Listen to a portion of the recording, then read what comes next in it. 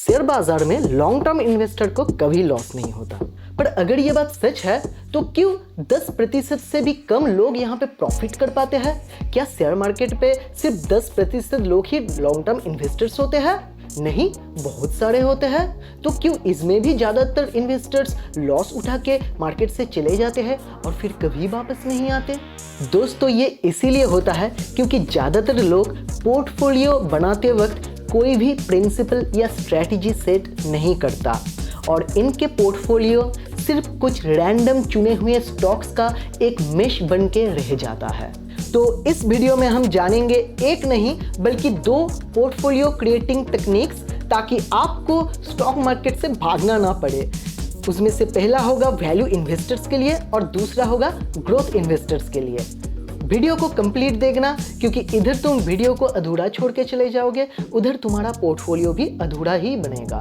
वैसे भी शास्त्र में कहा गया है कि अधूरा नॉलेज जीरो नॉलेज से भी ज़्यादा खतरनाक होते हैं। तो चलिए शुरू करते हैं आज का topic. To learn investment accounting and taxation, search iFleared on YouTube, subscribe the channel and turn on the notification bell. आखिर लॉन्ग टर्म इन्वेस्टमेंट करना ही क्यों है? क्योंकि लॉस तो यहाँ पर भी हो सकता है। जरूर दोस्तों, लॉस यहाँ पर भी हो सकता है, मगर जो लोग लॉन्ग टर्म इन्वेस्टमेंट पर लॉस करते हैं, हो सकता है उसका बहुत सारा पैसे का नुकसान हो जाए, मगर कंप्लीट इन्वेस्टमेंट ही डूब जाए। ये हो पाना यहाँ पे काफ़ी मुश्किल है। और वैसे भी लॉन्ग टर्म इन्वेस्टमेंट में लॉस एक ही दिन में नहीं होता है, बहुत समय लेके धीरे धीरे थोड़ा थोड़ा करके लॉस होता है। और यहाँ पे आप अगर राइट टाइम पे राइट डिसीजन लेते हो तो अपना लॉस बहुत कम भी कर सकते हो। पर अगर आप फ्यूचर, ऑप्शन, इंट्राडे जैसे हाई रिस्क की डेरिवेटिव्स पे ट्रेड करते हो तो आपका पूरा इन्वेस्टमेंट एक ही दिन में डूब सकता है। खैर दोस्तों, ये तो था लॉन्ग टर्म इन्वेस्टमेंट को चुनने का कारण। अब हम जानेंगे कि एक लॉन्ग टर्म इन्वेस्टर का पोर्टफोलियो कैसा होना चाहिए। पोर्टफोलियो बनाते वक्त आपको कुछ बेसिक चीज़ों के बारे में ध्यान रखना पड़ता है। फिर चाहे ये पोर्टफोलियो आप वैल्यू इन्वेस्टर्स के नज़रिए से बना रहे हो या ग्रोथ इन्वेस्टर्स के नज़रिए से। पहले तो आपको अपने पोर्टफोलियो में 2 तरह का एलोकेशंस करना पड़ता है। एक होता है सेक्टर वाइज एलोकेशन और दूसरा होता है स्टॉक वाइज एलोकेशन। अब इन दोनों के लिए ही आपको एक थ्रेशोल्ड लिमिट भी तय करना होता है। मतलब आपके एंटायर पोर्टफोलियो का कुछ सर्टेन परसेंटेज ही एक पर्टिकुलर सेक्टर का मैक्सिमम लिमिट होगा और वैसे ही इंडिविजुअल स्टॉक में भी आपको मैक्सिमम लिमिट पहले से ही तय करना पड़ता है। मतलब ऐसा नहीं कि आपके पोर्टफोलियो में 10 अलग अलग स्टॉक्स तो है, मगर वो सभी स्टॉक्स किसी 1 या 2 सेक्टर से ही बिलोंग करता है। तो पोर्टफोलियो बनाने का आपको क्या फ़ायदा मिलेगा? क्योंकि अगर उन पर्टिकुलर सेक्टर्स में कुछ प्रॉब्लम चला आएगा तो आपका तो पूरा पोर्टफोलियो ही गिर जाएगा। अब एलोकेशन कितना करना है? 10%, 20%, 30%, ये भी एक बड़ा सवाल है। अब देखिए दोस्तों, ये एक इंडिविजुअल व्यक्ति का पर्सनल जो रिस्क एपेटाइट होते हैं और गोल होते हैं उसके ऊपर डिपेंड करते हैं। अब अगर आप बहुत छोटा छोटा एलोकेशंस करते हो तो आपका रिस्क बढ़ जाएगा, या फिर यूं कहूँ तो रिस्क बढ़ जाने के कारण बहुत कम हो जाएगा, मगर इसका कुछ नुकसान भी है। एक तो इतने सारे स्टॉक्स को मैनेज कर पाना ज़्यादा मुश्किल हो जाएगा क्योंकि अब बहुत सारे स्टॉक्स को आपको ऑब्जर्वेशन में रखना है और उनका रिपोर्ट्स चेक करना है। दूसरा, आपको ज़्यादा डीपी चार्जेस या कहूँ तो डिलीवरी चार्जेस पे करना पड़ जाएगा। और तीसरा, आपका टैक्स फाइलिंग भी ज़्यादा कॉम्प्लिकेटेड हो जाएगा, जिसके कारण हो सकता है कि आपके जो सीए है या फिर जो भी आपका टैक्स फाइल करता है उसको ज़्यादा पे करना पड़ जाए। अब अगर आप इंडिविजुअल स्टॉक्स में ज़्यादा एलोकेशन करते हो तो ये सब प्रॉब्लम तो आपको फेस नहीं करना पड़ेगा, मगर साथ ही रिस्क भी ज़्यादा हो जाएगा। इसीलिए आपको एक अच्छा पोर्टफोलियो में ना तो बहुत ज़्यादा स्टॉक्स रखने हैं और ना ही बहुत कम। आपको एक बैलेंस्ड अप्रोच से चलना पड़ता है। एक वैल्यू इन्वेस्टर के नज़रिए से अच्छा पोर्टफोलियो बनाने के लिए आपको एलोकेशंस थोड़ा छोटा रखना पड़ता है। मतलब पोर्टफोलियो को थोड़ा ज़्यादा डाइवर्सिफाई करना पड़ता है। ये इसलिए क्योंकि वैल्यू इन्वेस्टिंग में आपको अंडर वैल्यूड स्टॉक को चुनना पड़ता है, इस उम्मीद में कि वो फ्यूचर में आपको अच्छा रिटर्न दे। अब हो सकता है कुछ स्टॉक्स मार्केट के रडार में बहुत देर से आए, तो उतना देर तक आपका पैसा मार्केट पे फंसा रहेगा।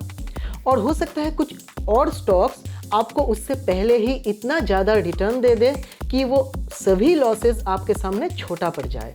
अब जैसे कि मैंने कहा था कि एग्जैक्ट एलोकेशन का परसेंटेज तो सभी इंडिविजुअल इन्वेस्टर्स का अपने अपने गोल्स और उसके रिस्क एपेटाइट के ऊपर डिपेंड करते हैं, मगर फिर भी for the sake of knowledge मैं आपको एक डेमो पोर्टफोलियो वैल्यू इन्वेस्टमेंट के नज़रिए से क्रिएट करके दिखाता हूँ ताकि आपको कुछ आइडिया मिल सके। क्योंकि वैल्यू इन्वेस्टमेंट के नज़रिए से पोर्टफोलियो में एलोकेशंस थोड़ा कम रखना पड़ता है, तो पहले तो मैं 7 या 8 सेक्टर्स सिलेक्ट करूँगा, और जो कि मुझे लगता है कि फाइनेंस और फार्मा सेक्टर का कुछ स्टॉक्स काफ़ी अंडर वैल्यूड है, इसीलिए फाइनेंशियल सेक्टर्स में मैं 20% एलोकेट करता हूँ, जैसे axis bank and HDFC bank. और मैं फार्मा सेक्टर में भी 20% एलोकेशन करता हूँ, जैसे सन फार्मा एंड लुपिन। तो अगर 1 लाख रुपए को मुझे एलोकेट करना है तो 2 सेक्टर से 40,000 का एलोकेशन ऑलरेडी हो चुका है। अब मैं 15% का एलोकेशन कंज्यूमर डिस्क्रेशनरी सेक्टर्स पे करता हूँ, जैसे कि वोल्टास और टाटा मोटर। 15% का एलोकेशन मैं रॉ मटेरियल सेक्टर पे करता हूँ, जैसे Ramco cement and Jindal steel. तो अब तक 1 लाख में से 70,000 का एलोकेशन ऑलरेडी हो चुका है। अब मैं 10% का एलोकेशन करता हूँ एनर्जी सेक्टर में, जैसे रिलायंस एंड ONGC। अब मैं 10% एलोकेट करता हूँ यूटिलिटी सेक्टर में, जैसे NTPC एंड GAIL। तो इतने में 90,000 का एलोकेशन हो चुका, बाकी बचा 10,000 रुपये। 5% एलोकेशन करता हूँ IT सेक्टर पे, जैसे HCL टेक और टेक महिंद्रा। और 5% एलोकेट करता हूँ कंज्यूमर स्टेपल्स में, जैसे ITC लिमिटेड और कोलगेट पैमोलिव। यहाँ पर एक बात आपको ध्यान में रखना है कि स्टॉक के लेवल पे भी आपको थ्रेशोल्ड सेट करना चाहिए। यहाँ पर मैं 10% का लिमिट सेट करता हूँ। इसका मतलब है कि किसी भी हालत पे टोटल पोर्टफोलियो का 10% से ज़्यादा एलोकेशन किसी एक स्टॉक में नहीं होना चाहिए। याद रखिएगा, शुरू में आपको अपने फुल कैपेसिटी में इन्वेस्ट नहीं करना चाहिए। आपको अपने फुल कैपेसिटी का सिर्फ 50 या 60% ही इन्वेस्ट करना चाहिए, ताकि जब मार्केट गिरे तब आपको एवरेज करने का मौका मिले। और एवरेज करते वक्त भी इस बात का ध्यान रखना कि इतना ही बाय करना जिससे कि आपका सेट किए हुए लिमिट के अंदर ही स्टॉक का वेटेज रहे। चलिए अब हम प्रिपेयर करते हैं एक दूसरा डेमो पोर्टफोलियो जो कि ग्रोथ इन्वेस्टमेंट के नज़रिए से सही होना चाहिए। अब क्योंकि ग्रोथ इन्वेस्टिंग के लिए पोर्टफोलियो में स्टॉक्स के ऊपर एलोकेशन थोड़ा ज़्यादा होना चाहिए, तो पहले मैं 5 सेक्टर्स चूज़ करूँगा और मैं उन्हीं सेक्टर्स को चूज़ करूँगा जो काफ़ी स्टेडिली ग्रो कर रहा है। अब यहाँ पे मेरा मकसद अंडर वैल्यूड स्टॉक को चूज़ करना नहीं होता है। यहाँ पे मेरा असली मकसद होता है कि इकोनॉमी के साथ साथ हमारा पोर्टफोलियो भी स्लोली मगर स्टेडली ग्रो करते रहे। तो पहले मैं फिनटेक सेक्टर में 30% एलोकेट करता हूँ, जैसे बजाज फाइनेंस, कोटक महिंद्रा और टैनला प्लेटफॉर्म। और फिर मैं IT सेक्टर के ग्रोइंग कंपनीज के ऊपर 25% एलोकेशन करता हूँ, जैसे TCS और इन्फोसिस। तो अगर 1 लाख रुपए का हमारा पोर्टफोलियो बनाना है तो 2 सेक्टर में 55,000 रुपए का एलोकेशन हो गया। अब मैं 20% का एलोकेशन कंज्यूमर डिस्क्रिशनरी सेक्टर्स के कुछ ग्रोइंग कंपनीज में एलोकेट करता हूँ, जैसे टाइटन और जुबिलेंट फूडवर्क। 20% का एलोकेशन मैं टेलीकॉम और ऑनलाइन सर्विस सेक्टर में भी करता हूँ, जैसे भारती एयरटेल और पॉलिसी बाजार। तो टोटल हो गया 1 लाख में से 85,000 का एलोकेशन। अब मैं बाकी का 15% एलोकेट करता हूँ केमिकल सेक्टर में, जैसे नवीन फ्लोराइन और पॉलीप्लेक्स जैसे स्टॉक में। दोस्तों, एक पोर्टफोलियो को बनाने के बाद आपको उसमें पीरियडिक रिवीजन भी करना पड़ता है, और ये रिवीजन आपके बनाए हुए प्रिंसिपल और स्ट्रेटेजी के आधार पर ही होना चाहिए। याद रहे दोस्तों, कोई भी emotion driven decision stock market में ज़्यादातर आपको लॉस ही करवाएगा। आपको कोई भी स्टॉक पोर्टफोलियो से लॉस में बेचने से पहले खुद से ये पूछना चाहिए, अगर ये ग्रोथ स्टॉक है तो क्या इसका ग्रोथ परमानेंटली रुक गया है, और अगर ये वैल्यू स्टॉक है तो भी आपको खुद से ये सवाल पूछना चाहिए, क्या इसका पोटेंशियल परमानेंटली डिस्ट्रॉय हो चुका है? अगर इन दोनों का जवाब हाँ में आता है, सिर्फ तभी आपको स्टॉक को लॉस में बेचना चाहिए। कोई भी टेम्पररी स्लोडाउन के कारण स्टॉक को लॉस में बेचना नहीं चाहिए। और जब बात आता है प्रॉफिट बुक करने का, तो आपको ना तो इसमें जल्दी करना है और ना ही लालच करना है। आपको सिर्फ अपने एक्सपेक्टेड टारगेट को मीट करने पर ही प्रॉफिट बुक करना चाहिए। मगर याद रहे, आपका एक्सपेक्टेशन भी रीजनेबल होना चाहिए।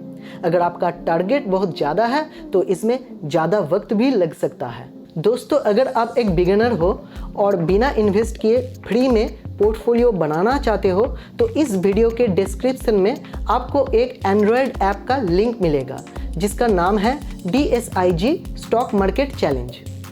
ये ऐप ना तो स्पॉन्सर्ड है और ना ही कोई रेफरल लिंक है इसमें। इस ऐप में आपको कुछ फेक अमाउंट मिलता है जिससे कि आप एक डेमो पोर्टफोलियो क्रिएट कर सकते हो। यहाँ पे आपको इंडियन स्टॉक मार्केट पे लिस्टेड लगभग सभी कंपनीज मिल जाएगा और इसका चार्ट्स भी एकदम लाइव और रियल है। तो जाइए, इस ऐप को फ्री में डाउनलोड कीजिए और अपना पहला पोर्टफोलियो बनाने का एक्सपीरियंस हमारे साथ कमेंट बॉक्स पे ज़रूर शेयर कीजिए। उम्मीद है आपको आज पोर्टफोलियो के बारे में काफ़ी कुछ जानने को मिला। अगर वीडियो पसंद आया तो लाइक कीजिए, वरना मत कीजिए। मगर हम जल्दी मिलेंगे एक नए टॉपिक के साथ। Subscribe now to watch more video like this and turn on the notification bell to get all our future updates on your device as soon it will publish. And if you like the content, just hit the like button and feel free to leave your comment whether you have any queries.